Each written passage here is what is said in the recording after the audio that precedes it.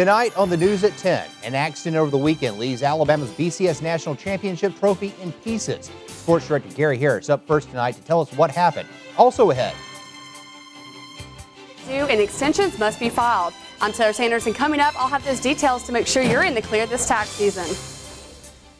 And coming up in home team weather, a little bit of rain still happening across parts of central and west Alabama this evening. Most of the activity's dying down for now. More rain is likely late tonight on our Tuesday. Your forecast is coming up. And it's Holocaust Remembrance Week. Hear the remarkable stories of two survivors who now call Alabama their home. The news at 10 begins right now. You're watching Alabama's WVUA News at 10. And good Monday evening to you. Thanks for joining us. We begin tonight with the Alabama BCS National Championship Trophy, valued at roughly $30,000, shattered to pieces. The result of an unfortunate A-Day accident. Sports Director Gary Harris joins us now. And Gary, what happened? Well, John, let me tell you, the football team spokesman Jeff Puritan says the Waterford Crystal Trophy was on display Saturday in the Mal Moore Athletic Building when it was accidentally knocked off its pedestal. Puritan says during the A-Day festivities, the father of a Crimson Tide player stumbled on a rug that was under the trophy display. The crystal football then fell to the floor and was shattered on impact. Bama is not releasing the name of the man who accidentally, I will stress, broke the crystal. School officials say they are in the process of replacing the trophy. Now, it's important to remember this is not the first time one of these things has been busted. A recruit knocked off Florida's 2006 trophy while on a visit, and even worse, in 2004, Florida State had two of their trophies stolen. I just hope UA had insurance, because $30,000 I would say so. Is a lot of money. Yeah, unfortunate accident. Gary, thank you very much. In other news tonight, the deadline to file your tax return is tomorrow, April 17th. And according to a recent study, 120,000 people will file an extension this year. WVUA's Taylor Sanders tells you what you need to know to get extra time from the IRS. I filed my mother's federal and state income tax today, the last minute again. Longtime Tuscaloosa resident Myrtle Gray isn't alone. For many people, filing income taxes isn't a fun or easy task to complete. And with tomorrow's April 17th deadline quickly approaching, many people are left scrambling. But remember, filing an extension doesn't keep you from paying. It is an extension of time to file, not pay. So if you think you're going to owe money, you still need to send in, what you think you're going to owe. But if you haven't filed an extension yet, it's not too late. Making sure you get to the post office by 6 p.m. tomorrow should be your main priority. After you mail in your extension, you have until October 15th to file your tax return.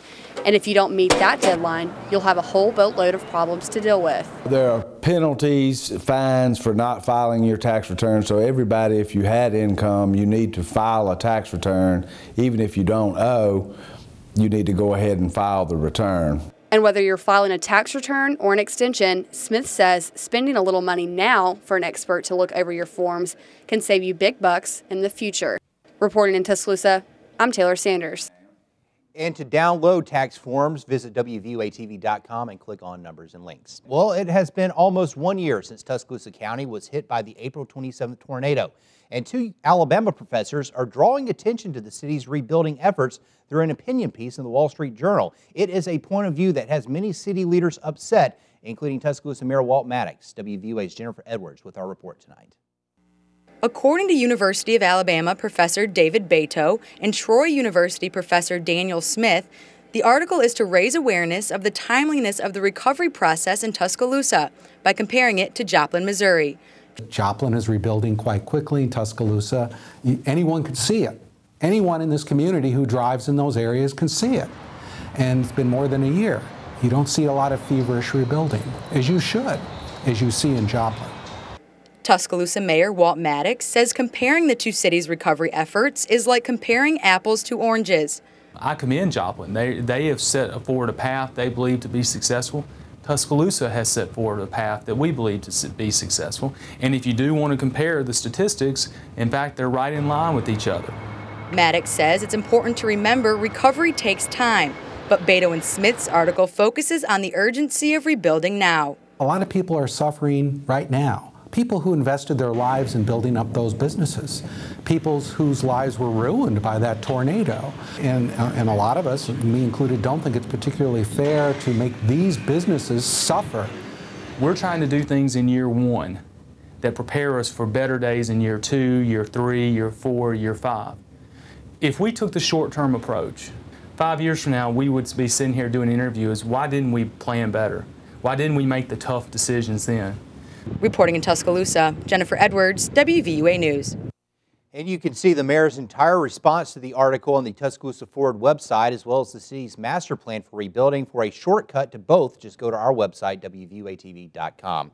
Well, new at 10 tonight, litter is a common sight along roadsides, but the city of Tuscaloosa is doing its part to keep the environment clean. The curbside recycling program is coming back soon. Now, you might remember the program was suspended due to the April 27th tornado when most of the city's trucks were destroyed. But now the city has received a new fleet. Associate Director of Environmental Services, Stacy Vaughn, says to look for the new vehicles to be rolling into your neighborhood starting May 17th. So it's been a little over a year we'll be able to get that back, and we're actually coming back bigger and better than we were before. Prior to the storm, we offered the service to about 60% of our residential customers, and starting May 7th, it'll be available to all 100% of our residential customers. And once reinstated, the program will have 5 routes, one for each weekday, so that they can provide recycling services to all of the city's residents. Well, Tuscaloosa is in the running to receive big-time money, lots of dollar signs from a well-known retail giant. $2 million is what's up for grabs. Walmart is sponsoring a contest fighting world hunger, and users will have the chance to vote for the most deserving community. Now, Tuscaloosa is on the list of cities under consideration. If you'd like to vote for T-Town, go to facebook.com, search Walmart World Hunger, and cast your vote. Well, the city of Tuscaloosa is getting national attention for working hard. The Druid City was named the 5th hardest working city in the nation by Parade Magazine and Total Serial. Criteria for making the cut included factors such as working 2 jobs, putting in overtime, and taking care of family. When it came to long work weeks, Tuscaloosa clocked around 36 hours compared to the national average of just over 34 hours. Rounding out the top 5 cities were Bloomington, Indiana, Norfolk, Virginia, Hartford, Connecticut, and #1 city, Columbia, Missouri. By the way, Montgomery came in at 22nd. An 18-wheeler ran off the road on Highway 216 today, causing major delays during the evening commute. The truck was partially submerged in $1 Million Lake in the Lakeview area. The good news, though, there were no reported injuries. The Lakeview Fire Department responded to the scene, and the traffic slowed to a crawl for several hours. The driver of the truck was taken to the hospital for observation. The accident is currently under investigation. And on 15th Street and 2nd Avenue in Tuscaloosa, 2 pickup trucks were involved in this accident, including one white Toyota pickup truck, which took the brunt of the damage after the impact left it sideways in the intersection. The 2 westbound lanes were blocked off, which caused some congestion.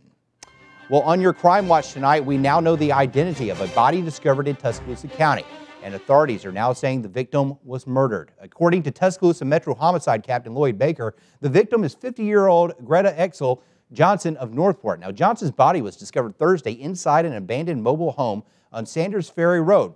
Baker says Johnson died as a result of blunt force trauma. He says she was last seen March 3rd and reported missing to Northport police on March 9th. Baker says her murder is under investigation by the Metro Homicide Unit.